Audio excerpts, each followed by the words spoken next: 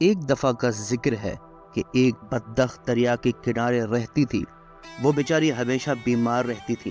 ایک دن اس کی طبیعت زیادہ خراب ہو گئی تو وہ ڈاکٹر کے پاس گئی۔ ڈاکٹر نے اسے بتایا کہ تمہاری بیماری ایسی ہے کہ تم جلدی مر جاؤ گی۔ اسے یہ سن کر صدمہ ہوا کیونکہ اس کے پاس ایک انڈا تھا۔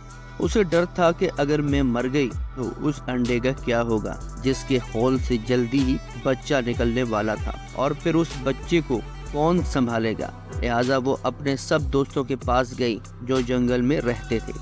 اس نے اپنے دوستوں کو اپنی ساری کہانی سنائی، لیکن انہوں نے مدد کرنے سے انکار کر دیا۔ بیچاری بدبخت نے ان کی کافی منتیں کی کہ خدا کے لیے تم لوگ مرنے کے بعد میرے بچے کو اپنے پاس رکھ لینا، لیکن کسی نے اس کی بات نہ مانی۔ بیچاری بدبخت بھی کیا کرتی؟ اس کے ذہن میں خیال آیا کہ کیوں نہ میں بھائی مرغے کے پاس جاؤں، وہ ضرور میری مدد کرے گا۔ لہٰذا وہ مرغے کے پاس گئی اور اسے سارا قصہ سنایا۔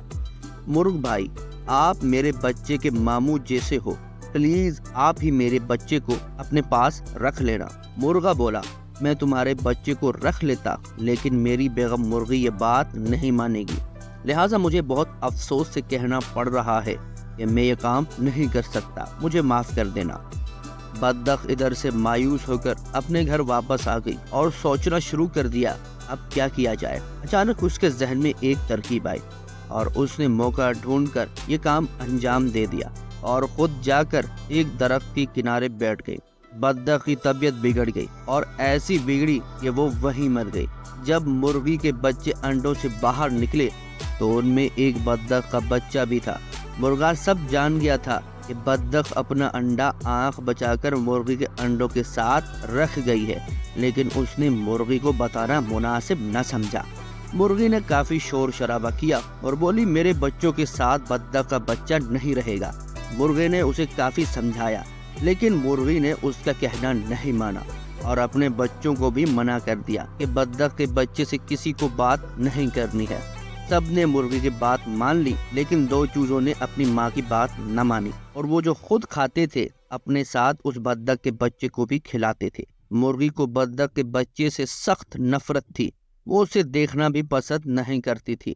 ایک دن مرغی کے ذہن میں خیال آیا کہ ہم سب مل کر دریا کے کنارے سیر کو جائیں گے، سب واپس آ جائیں گے اور بدبخت کے بچے کو وہیں چھوڑ کر آئیں گے، اس طرح سے اس سے جان چھوٹ جائے گی۔